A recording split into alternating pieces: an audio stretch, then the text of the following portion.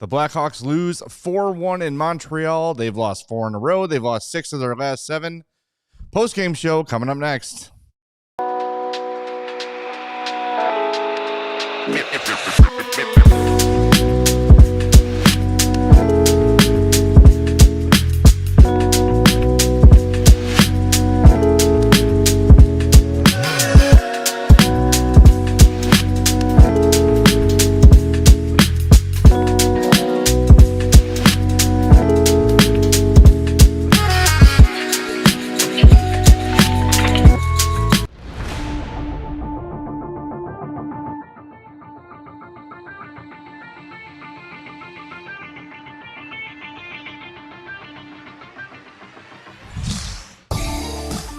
Welcome into the CHGO Blackhawks post-game podcast presented by Bet365. Download the Bet365 app. Use our code CHGO365 when you sign up. Whatever the moment, it's never ordinary at Bet365. Welcome into the CHGO Blackhawks post-game show. 4-1. Montreal wins the game. A late empty netter from Nick Suzuki gives them their 4th goal. Like I said in the cold open, 4 in a row, 6 of 7. It's not good. It's not going well. Look, this is a team that without Connor Bedard does not have enough talent right now. And 1 goal is not going to get it done. You cannot expect Spencer Knight to stop 35 shots a night. I don't have a problem with an effort. I have a problem with the execution. I have a problem with some of the decision making. But boy, this is just, it's going to be a slog until Connor Bedard comes back. But frankly, I was expecting a little bit more tonight. In the pregame, we asked who's going to be the first guy to step up in the absence of Connor Bedard, because really no one has. And we got Frank Nazar scoring a goal. Yep. We got him showing up and having a very Frank Nazar performance.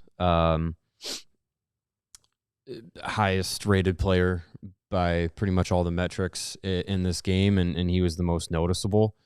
So baby steps. Next game, who's going to be the second player that wants to step up in the absence of Connor Bedard? Maybe we can get 2 guys that want to. We got to say Spencer Knight stepped up too, but he's been doing it all year. Yeah, but, that's fine. But that's Spencer Knight. That's we've had him all season, even with Connor Bedard here.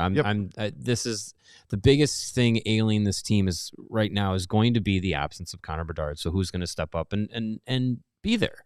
Frank did it tonight, but it can't just be him. And the thing that's upsetting me tonight is you look at the shots on goal numbers, right? It looks insane. 35 to 15 for Montreal tonight. The Blackhawks had 33 unblocked shot attempts tonight. 15 got on net. That's bad. Yeah. The missing the net, when you get a decent look, but missing the net on wide open looks, you can't have that. I don't know. You can't have for me, you can't have a less than 50% rate of shots unblocked missing the net. That's not going to do you any good. Nope. So we're talking about, this team needs to have a more shoot first mentality. You need to have guys be able to step in without Bedard here. 33 unblocked shots on net. Like, okay, I can live with that. You got to get 20 or more of those actually on the net, especially tonight against Jacob Dobish. We heard him. Sorry, Dobish. You have to get more on him. You had to challenge him more tonight because he was fighting it. Yep. And every shot was a struggle. Yeah. So I just that's the thing to me that is going to be as a collective from the group really frustrating, is just not being able to just get it on net. Like, they were shooting, that's fine, but unblocked shots not getting to the net is at that rate that's too high of a rate of missed shots. Yeah, and it felt like there was more of a concerted effort from the team to try early to shoot a little more, and then in the third, obviously you're down, so you have to try to start shooting a little more. But still, you win a game with 15 shots on goal. That's not enough. Yeah. And how many of them came from Nazar? Nazar ended the game with 2 shots and 9 shot attempts. That's almost all the offense his entire team had. And we said in the pregame, players to step up. And I said, you know what? It feels like more often than not, night after night, it's the veterans letting you down. Who were the 2 players when the Hawks had the empty net, down 3-1, they're in the offensive zone, and they're trying to, get back in the game? It's Andre Burakovsky and it's Teuvo Teravainen. They're as close to each other as you and I are. Burakovsky tries to pass it to Teuvo. He loses it. It spits right out to the middle of the ice. There's Nick Suzuki, who puts it in the easiest empty net goal you're ever going to score from the defensive zone. It's just the veterans did nothing in this game. Nothing.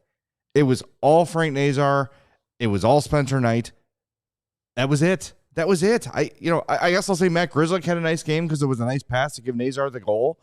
But it's just really frustrating when the guys that you should be relying on to pull you up when your best player is out, the guys who have been through it, 2-time Stanley Cup winner Andre Burakovsky, Cup winner Teuvo Teravainen, Tyler Bertuzzi, Connor Murphy, on and on and on. There's got to be more from these guys. They've got to find a way. And I don't know. It's extremely aggravating, and I get where Hawks fans are at. And look, Nick Lardis shanked the shot late, was pretty much a non-factor the whole game. So maybe he's not ready yet, which is fine. It's understandable. See, this is where we're at. Like, Bedard is having this great year. Give him the Hart Trophy right now because he's proven to be the MVP. Right? Yeah. Most valuable to their team, Connor Bedard. Take a look. And look, Lardis was probably not expected to be ready this early. They didn't want to call him up, but Bedard goes down. They got to call him up. So he needs more time. You still don't have Kanserov here. You still, you don't. Frondell's not here yet. There is help coming, but it's not here yet. And for the time being, with Bedard out, I think this is how it's really going to look. It's going to be tough. It's going to be 1 goal, 2 goals, and no matter how well they play defensively, it's not going to be enough to win games most of the time. It's just not. And I'm trying to look at what a solution could be. And there are people tweeting at me saying the Hawks should go trade for so-and-so veteran. They're not going to do that. Like, what's another Teuvo going to do? What's another, you know what I mean? Like, you're going to bring these guys in. You're going to give up a prospect that you might like or a high draft pick to bring in some help right now. And they're not going to make that big of a difference right away or at all, really, if you're bringing in a veteran player. And then you're taking a roster spot away in a year or two from somebody. You're not doing that. Like, do you call up Kevin Korchinski, who's a puck-moving defenseman?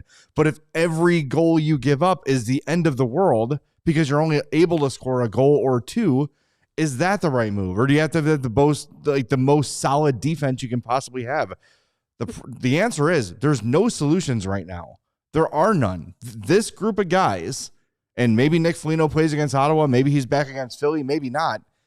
I mean, that'll be a little bit of help. This team's performance isn't a Nick Foligno. Right. Nick Foligno's not going to make a huge difference here. So they're going to have to figure it out on their own. Yeah. I think something could be said for Foligno being around the team on the bench. We know that he has some sort of impact that way. But yeah, the on ice performance is not going to be turned around by Nick Foligno.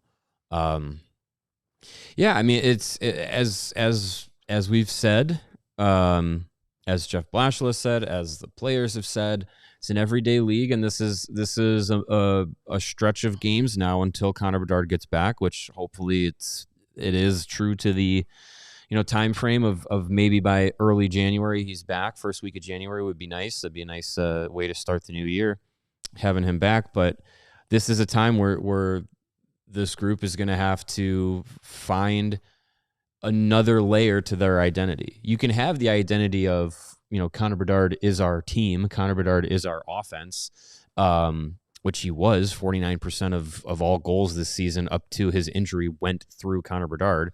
But you got to find out what you are without Connor Bedard. Because the teams of the past with the Blackhawks, when they were having the cup success, they didn't play 82 games a year with Jonathan Toews. They didn't play 82 games a year with Patrick Kane and Marion.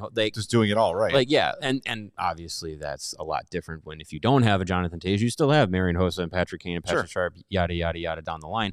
But you still had to find guys that night in and night out, if you didn't have guy A, guy B stepped up. And this is a chance where, you don't have Connor Bedard. He's guy A. Tonight, guy B was Frank Nazar, but you got to have guys C and D also available. And it's going to be a challenge. It's going to be a challenge for those players to figure out who those guys are going to be. Like you said, I'd like it to be Andre Burakovsky and Frank Nazar and Tyler Bertuzzi and Tavo night in and night out being like, don't worry, guys, I got this. I can step up and I've been here before. I can step up and fill this gap. And we just haven't been able to see it. So, even if Bedard was out for the year, there's no transaction or roster move coming to replace him. We've been under Kyle Davidson's regime as GM long enough to know he's not doing that. So even with Bedard being out 2 to 3 weeks, he's not making any trades to add veterans. He's not going out to try and find extra help. The extra help's going to have to come from within the organization already.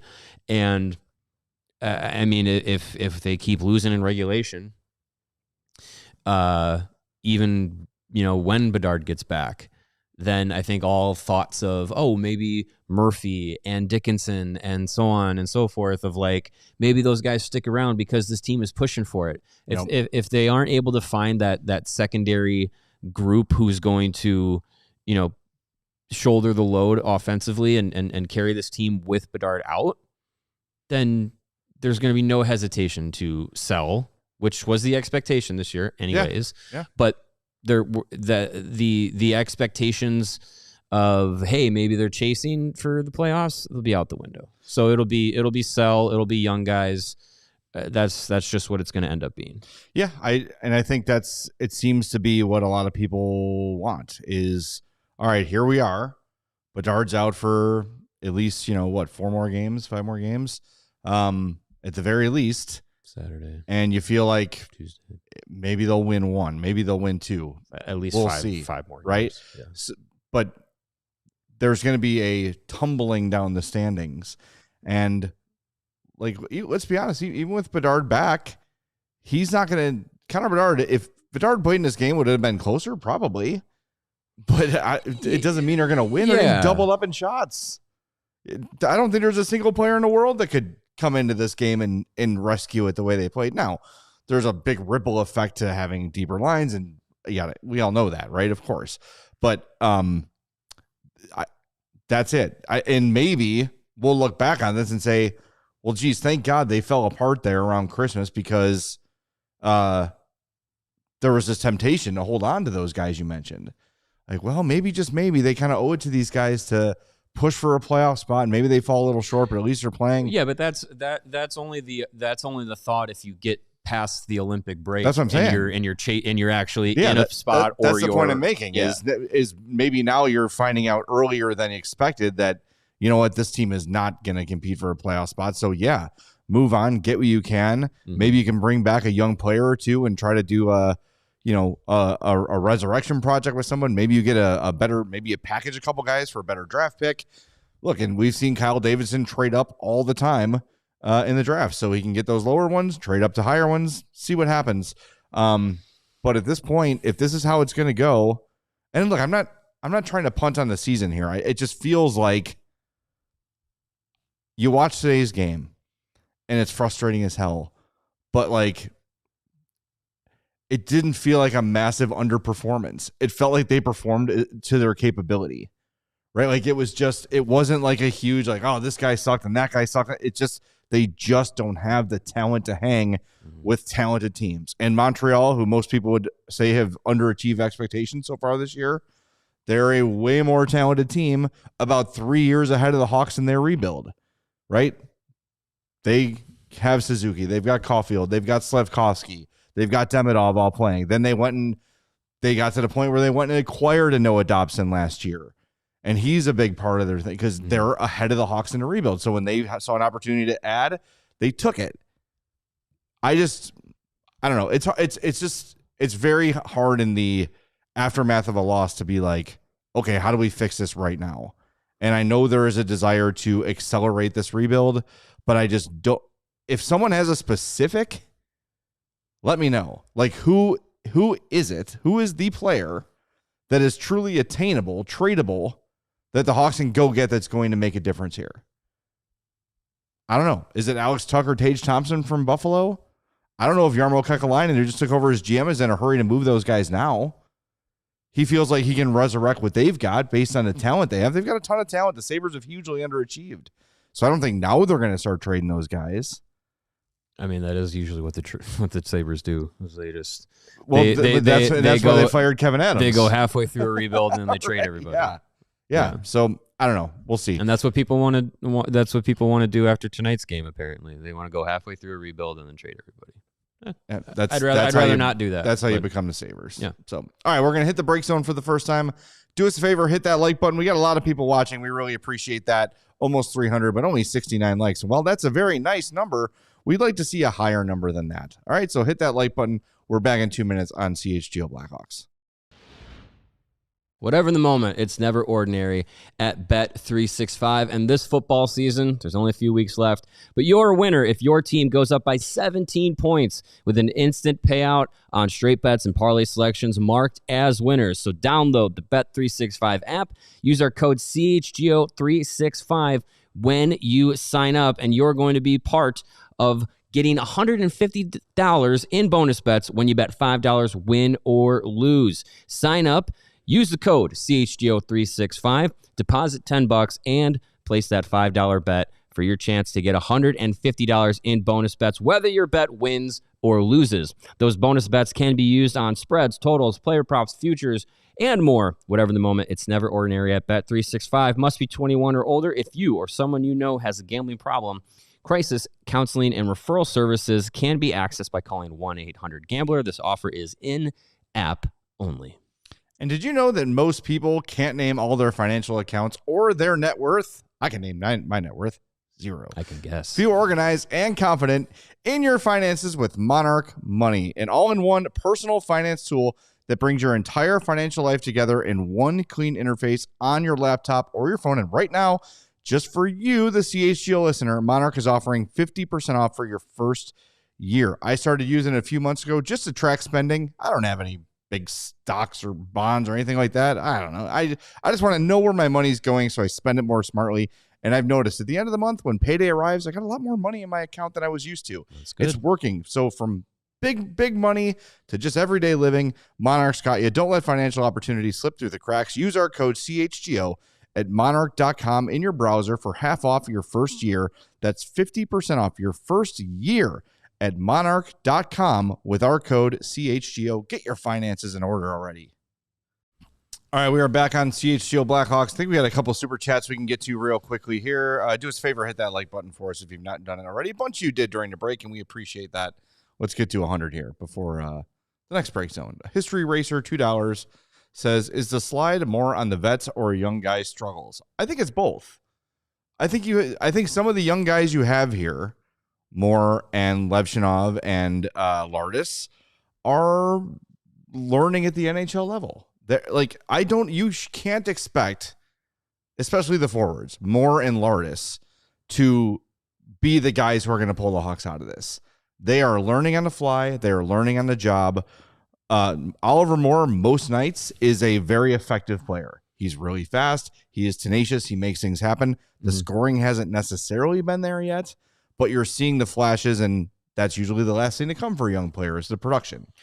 Yeah, I think the realistic outlook for Oliver Moore is not that he's going to be like a 60-point guy, but he's going to be someone that you probably play more in a middle six role, and you utilize his speed and his motor and his tenacity. And maybe when he's fully realized, he might be a guy that puts up maybe a little bit more production average than Ilya Mikheyev does, but still kind of plays that same style where he's like really good on the PK, and and you need guys like that when a team is successful. This is Nick Lardis' third game in the NHL, and I think he had a golden opportunity to get his first goal in the NHL late in the third period, but biffed on a wide open net on a one-timer attempt. Hopefully that's not going to happen again, especially for a guy who's not even a full season removed from scoring 71 goals in the OHL. I feel like, the scoring at the NHL level will get there for Nick Lardis, but it's not going to happen overnight. Ryan Green's super effective, but again, he's not a big point producer. He's wind. Oh, Jesus Christ. It sounds like when you do the saran wrap to make it sound like thunder.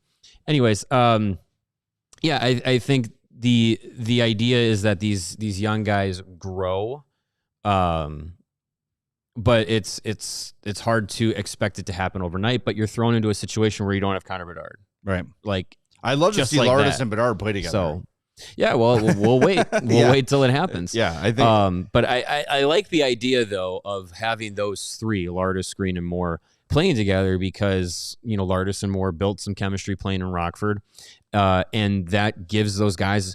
I mean, honestly, skill set wise, that's a very good complementary role. You have a scorer in Lardis, at heart. You have a good two-way cerebral player down the middle in Ryan Green, and then you have a guy who's going to go and be able to hunt pucks in Oliver Moore, and all of them have a little bit of a scoring touch that we've seen at the either AHL or NCAA and juniors level. So I'm interested as time goes on, however long Bedard is out and that trio sticks together. I'm interested to see how that develops. So yeah, you would want that to kind of develop some chemistry and be able to kind of maybe get a secondary scoring run going for those guys. But then at the same time, as the question was talking about, is it vets or is these young guys? You want the vets to be able to kind of step up and pull their weight. And it's Connor Bedard being the driving force of the offense, but Tyler Bertuzzi is still here. Yeah. Andre Burakovsky is still here. Teuvo Teravainen, we can't expect him to score goals, but I would like for him to. He's not fully healthy. Sure, but I still would like. A ton of pain. I still would like for him to have a mentality that's not so passive offensively, literally with passing so much. Yes. I don't know. I agree. It is a bit of both, that the young guys are being put into a really difficult spot, and then also the veterans aren't pulling their weight so far 3 games without Bedard. Yeah, and there's nothing is final on any of these prospects. Like, to think that Oliver Moore is what he is only, and that Nick Lardis is what he is only, and Ryan Green is what he is only, and Artem Levshinov is not. All these guys have way more growth to go. And I'm going to remind people, and I know a lot of Hawks fans jumped on board when the Hawks got good in the 2010s, and that's great. That's fine. We're happy to have you. There was no excuse to be a Hawks fan before that. I was just mentally ill. It's fine. But if you go back and watch the first few seasons of Duncan Keith and Brent Seabrook, it is a friggin' adventure. It is, oh my God, what are these two guys doing? Yeah. Why are they falling down? Why can't they skate? Like, it was bad. And then they had years at the NHL level to develop and get better and better and better. And then Kane, and then Taves arrived, then Hossa, and then boom, they were at their prime when that talent arrived, and the Hawks were off to the races, right? It takes time. There's no one that is instantaneously turning their team into a contender. There's a lot of Macklin Celebrini love in this chat. The Sharks aren't winning the cup anytime soon either. No, they're not winning the cup anytime soon. No, but I mean, are they ahead of the Hawks right now? They're Maybe. Right now in a playoff spot. Sure. Hawks were earlier in the year, and the Sharks jumped over them. New York Islanders are in a playoff spot with Matthew Schaefer. I mean, I agree. That's extremely rare. And those teams also, the Islanders weren't the worst team in the league. They went from 10th up to 1 to win the lottery, so it's not like they were completely devoid of talent. But yeah, I mean, in this Hawks case, like there's all these young guys still have a lot of growth to do. Frank Nazar, as much as he's proven so far in his NHL career, just recently surpassed a full season's worth of games in his career. Artem Levshinov, this was game 50 in his career. Right. Trade him. You got Oliver Moore. Let me see what game was this for him in his career. 21 on the season. Game 30 in his career for Oliver Moore. Ryan Green, 35 career games. Alex Vlasic, 211 career games, and he is the grizzled vet of amongst the young group of players. So there's a ton of growth needed. These players are not their fully formed versions of themselves yet. So there is going to be brighter days ahead. It's just, it's a situation where you lose Bedard and it just puts a bright spot on the lack of secondary options that this team is left with. And it's tough because you coming off a season where Ryan Donato had 31 goals. I know we weren't expecting Ryan Donato to replicate 31 goals. He's still buried on the bottom 6 though. I mean, he's on the 4th line today. I mean, that to me, maybe if you're thinking about making a change somewhere, maybe it's Ryan Donato. Maybe he needs time in the top 6. I don't know. I know you just can't break up the Dickinson line. Looking at the line stats today, the Toninato Donato line was the Hawks' best by far. 64% Corsi. Scoring chances for were 3, 4, 5 against. Your Nazar line, 8 scoring chances for, 4 against. So that was in terms of scoring chances, which is what Jeff Blashill looks at. Right. That was your best line. That's obvious. Dickinson line, 1 scoring chance for, 5 against, but they are drawing the toughest matchups when the Hawks have the ability to line match. They're on the road, so they have the last change, so you can't dictate like you could at home. And then Green, Moore, and Lardis were 33% Corsi, 3 scoring chances, 4, 5 against. So, meanwhile, Artem Levshinov, who's getting a lot of conversation in the chat, had 10 scoring chances for and 10 against for the Hawks today at all strengths. So here's the thing, and I think, yes, are the Sharks better than the Hawks right now? Yes, your record is what your record is. There's no doubt about it. I think the reason it feels a lot different is because the Sharks went for more forward draft picks with Will Smith and obviously Celebrini. So their high-end offensive talent is here already, whereas the Hawks focus on defense. So they went with Levshinov. They went with Rinzel. They went with Korchinski. They got Nazar too. Nazar's there. Moore is here. Right. They're not fully developed yet. But Kanserov and Frondell and whoever they probably draft this year could probably be a forward. You still got Mason West too. Who knows what he's going to be. Nestor Sills putting up big numbers in college. So there is offensive help coming. But the Sharks' offensive talent has arrived already, where the Hawks' defensive talent has arrived. Yeah, they started already. This process before the Hawks. Right. So what I'm saying, though, is the Hawks' NHL-ready prospects are more defensemen. And they take longer to develop historically. The production comes later for them historically. And they need, what do you say, like 150, 200 games before you can judge an NHL defenseman? 300, according to Chris Pronger. Okay, well, he seems to know a little bit something about defending. You would think, yeah. That seems like a lot, but sure. But how many has Alex Vlasic played? Are we 211? Are we fully? 12, do we think we fully know what Alex Vlasic is yet? Do we think he's maximized what he's going to be?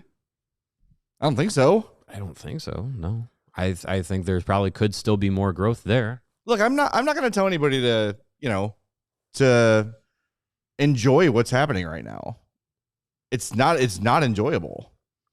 It's not. But I mean, this is what a rebuild is, and there are a lot of question marks here. And if they don't work out, if Oliver Moore never pans out and Artem Levshinov never pans out, then heads will roll. Look, I just think it's way too early to reach any sort of conclusion on anyone yet. Yeah, you've got a lot of talent that still isn't touched professional ice in North America. And Kyle Davidson laid out the plan of it being a rebuild and it being a long-term plan, and it going to take patience, and rebuilds don't flip a switch overnight. And if you like, let's say they, 2023 draft, they don't get Bedard, you'd be at a point where you have either Adam Fantilli or Leo Carlsson, still very good players, not Bedard. But you would still be going through this whole process. You'd still be going through the process of, the development of Korchinski and Nazar and Renzel and Levshinov and more. You'd still be going through all of this. You just wouldn't have the marquee guy of Connor Bedard. And I think getting Connor Bedard accelerated the thought process of a lot of people, but it doesn't put the rocket fuel on the rebuild when you didn't even have a fully functional spaceship to strap the rocket to or whatever. I don't know how space works. Sounded right. So it still takes time, even though you have a guy like Connor Bedard. And if in, I think a few weeks ago we might have said, oh, this year might kind of turn a corner in the rebuild, and I was optimistic that it was happening. It's definitely stalled out right now. But if in 2 years we're still well short of talking about actual playoffs, if next year then we're well short of, if we're in the it's same place next year, it's time to start. Then you're getting to a point where you're like, okay, what's the step to get things over the hump? Because you would think, you got a guy that's architect a lot of this in Kyle Davidson, but what's going to be the thing that gets it over the hump? And this is a fan base that doesn't have a 6-7 year plan of patience. No, certainly not. And it's understandable because, after the last cup was won 11 years ago, things were not great then. So the actual rebuild feels a lot longer than it's been because the Hawks have been bad for a lot longer than when Kyle Davidson took over. Yeah, they didn't rebuild until Davidson 2022 was GM. Is when the rebuild started. So it's about to be 2026. So it's going to I don't know how many more ways we can say that it's going to take time. You got to be patient. We got to hit the break zone. We come back. There's another super chat or two we got to get to. So hit that like button. We'll talk to you in 2 minutes.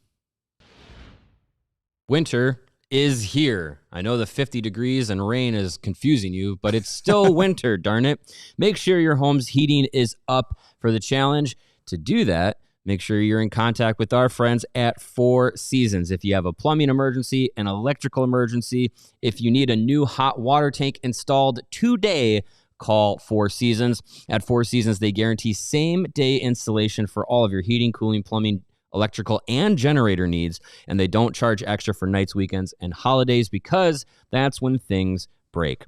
Your trusted local experts are Four Seasons Heating, Air Conditioning, Plumbing, and Electric. Visit fourseasonsheatingcooling.com for all of their special offers and money-saving coupons, including you can save money on your AC and furnace combos starting from $39 a month and $57 a month on those combos. Again, that's fourseasonsheatingcooling.com. I hate to break it to you, but we are a week from Christmas and you do not have your gifts bought yet. It's time. I don't. You need an Aura frame for the loved one in your life. Aunts, uncles, grandmas, grandpas, moms, dads, whoever it might be, they need an Aura frame. You are going to win Christmas. You're going to win the holidays with this gift. Here's how it works. It's a nice frame. Guess what? You get to upload photos, upload videos from anywhere, anytime, all the time. You can even preload it. So when they open the gift, there's already a bunch of photos on there. This is a no-brainer gift. You can share how to share with everyone in your family. They can keep sending photos over and over and over again. It is great. It is unlimited in storage. For a limited time, save on the perfect gift by visiting auraframes.com to get $35 off Aura's best-selling Carver Mat Framed, named #1 by Wirecutter with our code CHGO. That's auraframes.com with code CHGO. This is only for you, the CHGO listeners, so jump on it before they run out. Terms and conditions apply. All right, we're back on CHGO Blackhawks, and we have two nominees for Game Pucks because two Blackhawks earned it. Frank Nazar and Spencer Knight, get your votes in. We will reveal the winner at the end of the show. And we are so pleased that now our Game Puck portion of the show is sponsored by your friends and our friends at Game Day. Game Day Men's Health. Better father, better husband, better man. Go to Game Day Men's Health. Visit GameDayCHGO.com to find locations closest to you. Nazar, Spencer Knight, get your votes in. We'll tell you the winner at the end of the show. Let's get another super chat in here. I know there was a significant one money-wise from Brandon. $10 says, I'm honest. Kyle Davidson deserves to be fired.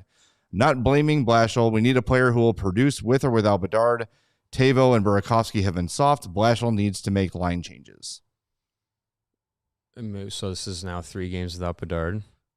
Yes. So what he's done hasn't really led to the results you want. So yeah, I agree. You want to change up the lines? Go ahead. I'm fine with changing that up. I'm fine with experimenting. I don't know if Jeff Blashill is going to do it because, as we've talked about many times, he has said himself prior to the season that he's learned lessons about not trying to do knee-jerk reactions with regards to line changes or anything like that. So we'll see what happens. But yeah, if you want to throw things into a blender and see what comes out the other end, sure. I'm all for it. What was the other part of the fire? Kyle Davidson. Yeah. Again, the get a player who can play with Connor Bedard. Who? Brandon. Honestly, I can predict what it's going to be. What is the option besides? They should have drafted Demidov.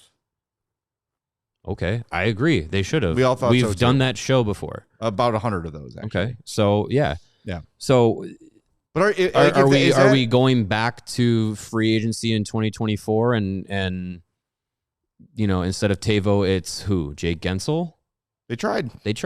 You want to come here? Instead of Jake Gensel on the team tonight? Is it Joe Veleno? You want to keep him around because that was the swap.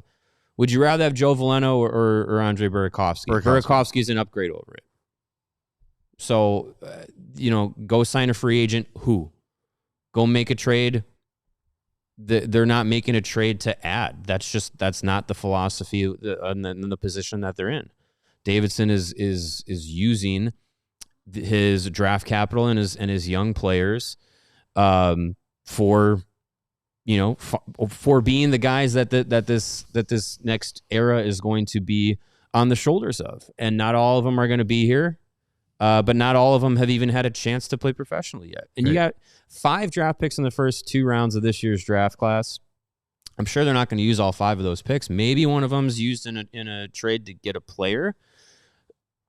More likely, I bet one of them is going to be, one of those seconds or 2 of those seconds are going to be packaged to get back in the first round. You get 3 first-round picks again because it's still loading and reloading the prospect pool for the eventual cycle of players coming in and out. Right.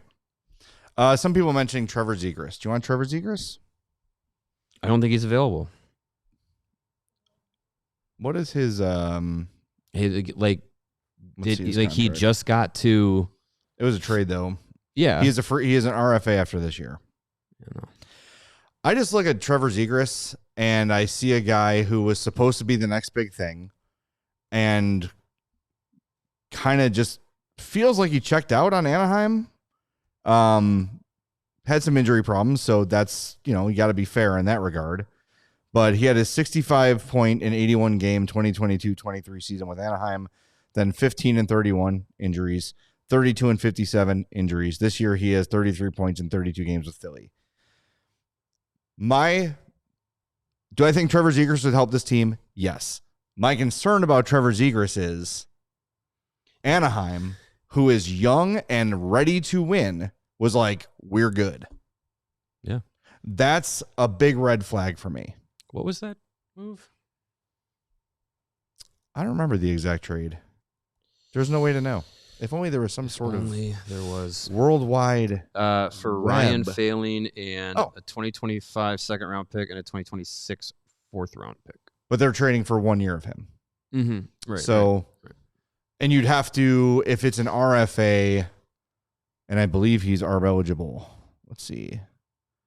The thing yes, with he's arbitration the thing eligible. with me with Zegras is if people didn't want, or not didn't want, if people weren't convinced that Mitch Marner could help this team, why are you convinced that Trevor Zegras is going to? Trevor Zegras is not even close to the player that Mitch Marner is. Yeah, and if you're anti Mitch Marner, there's no reason to even think about Trevor Zegras. Well, I think there are. I don't know how many anti Mitch Marner people there were. A lot. I just don't remember. I mean, I don't know what it's going to cost to get Zegras. You'll have to trade something to Philly to get him. Trevor Zegras isn't helping this team. I don't. If Trevor Zegras plays for the Hawks tonight, maybe they lose 4-2. He's not. I just don't. To me, that is a Band-Aid on a bullet wound. There are few individual players in this league out of the 800 or so that play in the NHL right now. There are few that are going to step in day one as one player and drag this team out of what they're in right now. And none of those players are available via trade or whatever. But just, back to the fire Kyle Davidson thing. I understand the impatience. I'm not going to argue. It is very hard to be a fan and go through this game after game after game. And then this year you feel like you're getting a little bit of a glimpse and that window is starting to open. You're like, oh boy, here we go. And then it gets slammed on your fingers for myriad reasons, right? Mm-hmm. I get it. I get the frustration. And I could see if you were looking up and down the Blackhawks prospect system outside of the NHL or outside of Rockford, and it was just But if you look at what is actually happening, all of them are succeeding. And that's all you can ask for. Mm-hmm. You can say, and it's correct, that, well, all these prospects aren't going to pan out. Of course they're not. No, there's no GM in the history of the game that's batted 1,000 on draft picks. None. Even if you do first round draft picks. But the fact that they're thriving in their current roles is a good thing. Some of them too, like, wow, this is a really unexpected jump from this guy. I think you'd say that from Nestor Still. You would say that about Adam Guyon has made a big jump over the year, right? Marek Vanacker, who is OHL's leading scorer. Like, there's a lot to be positive about.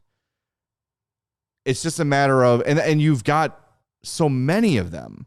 So you don't need all of them to work out. If the guys we rattle off show after show after show, if half of those guys become NHL players, the rebuild was a success. It was. Mm-hmm. And look, I do think it is time for Kyle Davidson to consider, and I said this summer, like, that's what we were talking about Mitch Marner. It's time to start considering bringing in help. The only issue is now it is harder than ever to do that. Yeah. Because guys just don't become available. And the one guy that you can look at and say, maybe, just maybe, is Jason Robertson, who still does not have a contract. He is an RFA after this year with Dallas. They've got a lot of big contracts, but the cap is skyrocketing. So they'll probably figure out a way to keep Jason Robertson because that's what Jim Nill does. Mm-hmm. So I just don't know where this... I see a lot of complaints and fire this guy, but I don't see a lot of solutions aside from the solutions being offered are fire the GM, our prospects won't actually be good, and other teams have better prospects. But that's not a solution to what's going on with the Blackhawks. Right. So I think that's where sometimes it feels like we're banging our head against the wall. Like, but what do you want? And if you fire Kyle Davidson, what does that accomplish? It starts everything over. Right. Because let's entertain this. We got a break zone coming up. So I'll just make this quick. They fire Kyle Davidson. They bring in a GM that's going to go in a different direction.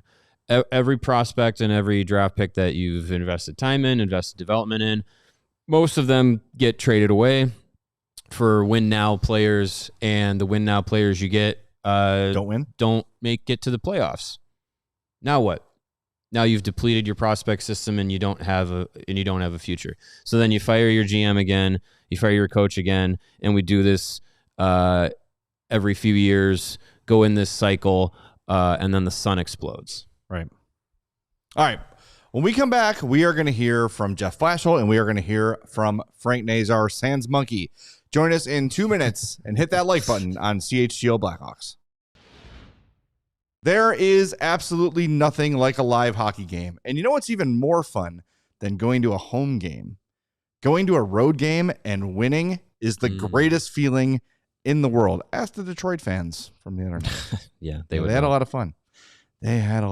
Game Time is the app that gives the advantage back to you, the fans. It's the hack for unlocking amazing tickets and experiences in a few taps. And if you are going to a new arena, you don't want to buy seats that are cheeks. Get a panoramic view from your seat in the app before you buy, and you know you're going to get 100% authentic tickets every time with Game Time, and the full price is right there up front, no surprises. Take the guesswork out of buying hockey tickets with Game Time. Download the Game Time app, create an account, use the code CHGO for $20 off your first purchase. Terms apply.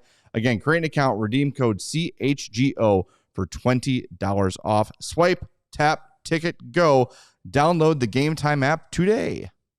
'Tis the season for saving at Ray Chevrolet in Fox Lake with hot deals all month long during their year-end sales event. Stop in today and drive home with $0 down and 0 payments until March on all new Chevrolet models, or you can check out their selection of over 125 vehicles priced under $20,000.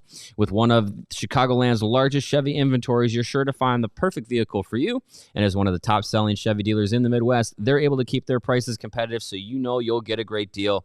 And Ray's Price Promise lets you shop confidently because the price you see is the price you pay. You can go see for yourself. Visit our partner at their convenient location on Route 12 in Fox Lake. And don't miss out on their year-end sales event going on all month long for $0 down and 0 payments until March on all new Chevrolet models. Shop Ray Chevrolet in Fox Lake or at raychevrolet.com. They've been serving the community since 1963. Together, let's drive. All right, we're back on CHGO Blackhawks. Why don't we give a listen to Blackhawks head coach Jeff Blashill, who spoke with the media after the game, and looking at some of the comments that he made, I think you're going to like this. How would you assess that game? I think the chances after 2 were 11-8 and they end up 19-13. That's kind of prelim for us. So, after 2, I thought we were in position to win a game on the road. I didn't think it was our best game, but I thought we were in position to win a game on the road. We didn't have a good enough third. Beyond that, I would say I thought, one of the things we have to do is I just thought too many guys had their C game.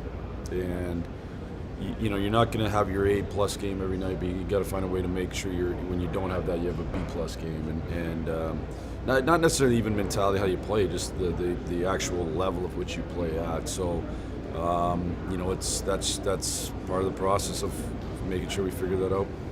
You feel like there's ways that you can pull more offense out of this group? Well, we passed up shots in scoring areas, so that would be step one. You can't pass up a shot in a scoring area. We literally passed it out of a scoring area into a non-scoring area. It's nonsensical. We're going to have to simplify that piece of it. We're going to have to make sure that we have much more of a shooting mentality and create the chaos off the shots. 2 successful challenges. What did you see on those? And I guess getting good info from the video guys? Yeah, the video guys ultimately are making those calls. It's really hard on the bench to see it the way that you need to. They got multiple views at it.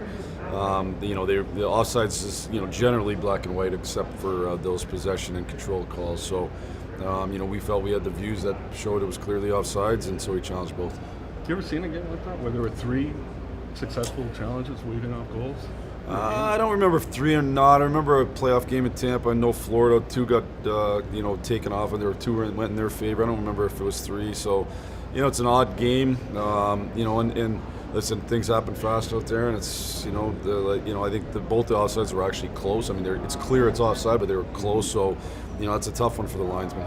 I know it comes in a loss, but do you think it was important for Nazar just to get it seemed like even after that he had some jump too? Yeah, because I think he's been playing good enough to deserve that, and we just talked about today, him and I, like if you just keep it up, you're going to get rewarded, and so I thought it was good for him to get rewarded, and it's unfortunate it wasn't in a win, but we're going to need him down these next few games here to get almost get hot and really feel it offensively, and that's a confidence thing. So certainly scoring helps that. Sorry if you touched on Spencer, but pretty good night for him. Tough that he batted that one over the. Yeah, that's unfortunate, but I thought he played really well. I thought he gave us a chance to win. Again, I thought for the most part we defended pretty good for 2 periods. We contested a lot of their chances, but he did a good job as well. What do you think of the green line? It seems like just still learning to kind of. Yeah, they struggled tonight, to be dead honest with you. It is a lot to ask of 3 guys of that age with that inexperience to step in the NHL and try to get it done. You don't have anybody that kind of can help carry you around a little bit, and so they've had moments of good, and tonight was. Not good enough, and so it's a process for them, and that's part of what we're doing here is putting these guys in position in spots where they gotta grow, and so we'll see what we do. Might mix the lines up a little bit come Saturday, but we'll see how that goes. Oh, hey, there you go. Might mix the lines up. Shoot the puck, mixing up the lines. There you go. Look at this. The shoot the man. I'm gonna lose my mind, guys.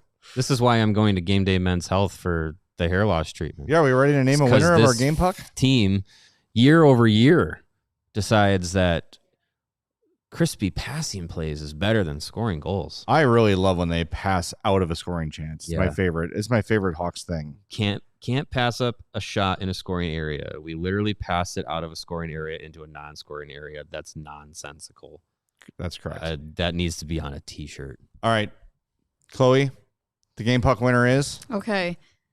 Right now, well, We I'll calling end it? it, but Is it too close to call? I don't think so. If you're in line to vote, stay in line. Yeah. Frank Nazar wins 54%. Oh, Spencer Knight is at that's a win. 46. That's So. enough. That's a majority. Will it shock you to know that is Frank Nazar's first game puck of the season? Yes, actually. That is surprising. Yeah, it is. Frank Wow. Nazar's first game puck. And our game pucks are always brought to you by Game Day Men's Health. Better father, better husband, better man. Go to Game Day Men's Health. Visit GameDayCHGO.com to find locations closest to you. We have another super chat we have to take care of. I don't want any of these to fall through the cracks. James Iceman says, Jay, don't joke about trading Artie Levshinov as a linchpin, the future of the Hawks defense. I really believe that. Love the rest of our new D-men, too. Yes, I was definitely joking about trading Artem Levshinov. I have no intentions that the Hawks should trade Artem Levshinov. Yeah, Absolutely there's not. no reason to do that. No, not at all. Not at all. Yeah, I mean, Yes, with go ahead. I just want to say I feel like we haven't given enough oxygen to Frank getting the monkey off his back, ending his goal drought. That's going to be a big thing. Like that's, and he downplayed it apparently in the post game, but it's a big deal. Like they need him to have that confidence again, and even though they lose tonight, like him scoring that goal, and then how that opened up his game from then on. Like we've seen that happen with Bedard. In the previous 2 seasons, this year especially too. If he gets his motor going early with getting a point or getting a goal, like that affects the rest of his game, and that happened tonight with Frank. So that's a good thing to see from him. After that puck went in, he looked like a different dude. And I heard, did you hear Darren Pang say something about him wearing new skates or something? Yeah, because he mentioned in the 32 Thoughts interview how much he hates changing skates, Mm-hmm. and Panger said something along the lines of the trainers have been trying to get him to put those new skates on, and he finally did it, and he looks faster. Yeah. I mean, a lot of these guys can be creatures of habit with their gear and everything. Some guys like new skates every other game. Some guys will wear gear down to the bones, and sounds like Frank is a guy that likes to break in skates and use them until he's literally breaking the skates. But you're in the NHL, Frank. You can get new skates. We asked for solutions, and we got a couple of them. Forget who suggested it, but one of them was Philip Forsberg.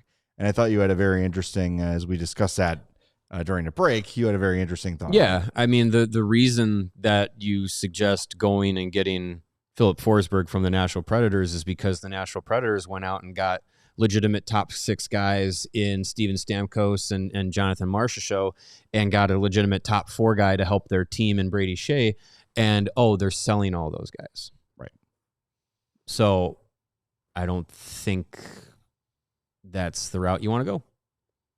I don't know. I again, and that's a Nashville team that's below the Hawks in the standings right now, for now. And I don't know what their future is. It's not the guys on their team now. It's their future's not Ryan O'Reilly, Steven Stamkos, Jonathan Marchessault. You got Brady Martin. He's a good player, but your prospect system doesn't really have any game breakers in it that I would consider. So, and that's why they're moving them, because it's overdue. And you traded Yaroslav Askarov. So, Barry Trotz, hats off to you as a coach. You're a terrible GM. The refrigerator-shaped man. Mini fridge. He looks better these days. Mini fridge. Yeah. Look, we know it's frustrating, guys. I know. Robert Thomas, another name in the chat. I don't know how anxious the Blues are to trade their best player to their biggest rival. I don't know how willing the Hawks are to give a good prospect to the St. Louis Blues. But a guy like Robert Thomas, sure, I'd be down with that. But again, what's it going to take to get them? Yeah, Robert Thomas for free sounds great. Yeah, yeah. What are you going to have to trade to give up the player? And again, like I was mentioning before, there's not really too many players that are day one that they get here instantly making this team that drastically better. Robert Thomas, I wouldn't put in that category. He's a great player. I would love to have Robert Thomas, but he's not. He would certainly solve problems for the Blackhawks today. He'd give you another option. But I'm not giving up. But he's not multiple firsts. He's not the guy that pulls you single-handedly out of this without Bedard. And yeah, I don't see it happening. Yeah. I'm begging to be patient. And someone in the chat said, the Hawks only have 3 guys that could legitimately play in the top 6. Nazar and Moore and Bedard. Well, there's half your top 6. I think the thought would be that that Frondell is certainly a top 6. So there's 4 of your 6. Are there 2 more forwards the Hawks can either acquire or develop or draft that could play in the top 6? I mean, Nick Lardis did score 71 goals. Yeah, last year, he's feels like a top 6 talent. 3 games in the NHL. Like he's gonna have to grow and figure out his game. And then you take if it is Oliver Moore or Ryan Green, you take them from the current spots on the top line, second line, move them down to the third and fourth lines, and then you're looking at a team that has depth and is very young. Sure, and that's what we're talking about. And if Oliver Moore is not a top 6, he's a third line guy with scoring upside and a bunch of speed and a bunch of jam. Right. You had a lot of those guys when you were winning Stanley Cups. That's it. I like the idea of getting Nathan McKinnon. Okay. Yeah. You think Ethan Del Mastro, the Florida's first, and a 2027 4th-round pick. Conditional. Yeah. Conditional. Yeah, I could get Done. Chloe is an Avs fan. Done Are you deal. taking that? No. The only reason I would ever take that is because then I could watch him play here. See? That's good. That's a good reason to take it. Yeah. There you go. Done. All right. We solved it. Nathan McKinnon. We did to it, the guys. Blackhawks. Confirmed. We did it. Eklund E5. Remember that? Is that Yes, still a thing? I can't say it is. No, those are good old days. Good old days. Is that Hockey Insider guy with like 3 R's legit? You ever seen him? His avatar is like a head with a question mark. Is that Smart Insider Man? No, that's a different one. Okay, because that's a parody account for sure. Or is it? No. He was saying that Stamkos think is going to the Flyers. Because that makes a ton of sense. Well, I don't know. We'll see. All right, we made it. The show is over. Pip, I'm going to be as sad as I want to be. Yeah, do we want to hear Frank? It's a minute. Let's let Frank close the show. We might go to overtime. If we go to overtime, switch over to ALLCITY.com. Here's Frank Nazar, courtesy of the Blackhawks. How do you assess that game? I think, we were right there with them throughout the first and second. I just got to really do a better job of sticking to our game and not letting them take over the third. Did it feel like the game, I guess, just there was something that made, I guess, a tide turn or something, or you guys felt like you guys just punched back? I think a quick goal by them to start, obviously, but I thought we had some good punch back there towards the end of the third. We had a few good shifts that we piled up. We kind of put them on their heels for a second, and then, they come back and they build momentum. But, I mean, that's how the game goes, just trying to figure out how to suppress that and really just continue to play a strong full game. How did it feel for you to finally get one? I mean, we lost, so it sucked. Anything else? How tough was this one, all those goals that were refused, momentum for the game for you guys especially? I don't know, that's a good question. Try not to think about it too much, just go out there and be better, right? Because if we're letting up a goal, we gotta rely on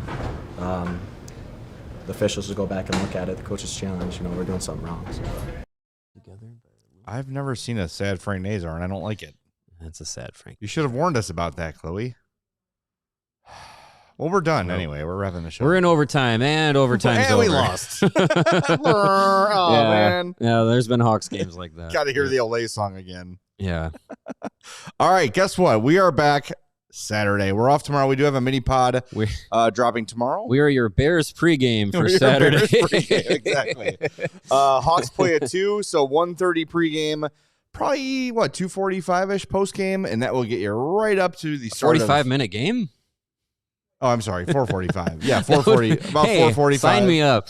And then we'll be done at 5:45. Get in the car at 6:30. Home for kickoff. Let's go. Yep, I think we'll be able to make it. You know what? If the you're Bears at home, beat the Packers this weekend, I will sacrifice one more Hawks loss. Just one? Just one. Okay. Yes. Just one. Yes. I thought you were going to say that you would sacrifice yourself for I got to go a sometime. win. Whoa. I think I've served my purpose on this earth. That's what Jay said the other day. He said, I'm hoping for a few more years. We were like, a few more? Not like 20, 30? I just want to see my daughter go to college. I'm good. So you got 3 more. 3 more. Yeah. That's why the Hawks need to celebrate this rebuild. Yeah, for me. I only got a few days left. Come on, Hawks. Come on, Davidsman. All right. We will talk to you, what day is it again? Saturday. 1:30 pregame. I'll be here. Mario will be here. Chloe will be here, but she'll have her mind in Colorado right before her trip. You're not here Saturday? So what are you saying no to? I'm saying my mind will be here. No, it won't. Her mind is here while she's wearing her Colorado shirt. What? Yeah, this is a. This is a overtime. No, this is a CU buff shirt. But you worked That's an ALLCITY Gorilla shirt. Sports. Yes. Yet your entire wardrobe is DNVR. How does that work? Because I went to DNVR right before I came here. And Oh, I they got just gave you a bunch of stuff? Well, I don't know. If No, I can when we went to say this DNVR, we got We did get some live stuff. on we got the to get show. some stuff. Yeah. Do you have any Yeah. Hawk stuff? No. Well, you will when my Hawks hat arrives and looks weird on me. Well, I hope so. I hope it does look weird on you. All right. We'll talk to everybody on Saturday. I had But a again, Kale McCarr shirt from that trip to DNVR. yeah, did you get the All Hail Kale? Yeah, I did. Yeah. And then I never wore it. So if you have ever gone to the Lake Villa Goodwill and saw a All Hail Kale shirt, what was I going to do? Resell it? Yeah. No. I couldn't wear You any. could have waited and given I had it a to me. generic DNVR If I had known shirt. 2 years ago that you would one day work here, I would have kept it. You should have. Yeah. I should have. Yeah. All right. It's my bad. We will talk to you Saturday. Mini pod drops tomorrow at 10 a.m. Blackhawks beat drops tomorrow at 5:30. I talked to Louis Crevier, some good stuff in there. So lots of content coming, even though we are off. Leave us alone. Talk to you Saturday at 1:30 on CHGO Blackhawks, presented by Bet365. We all silly like the mayor.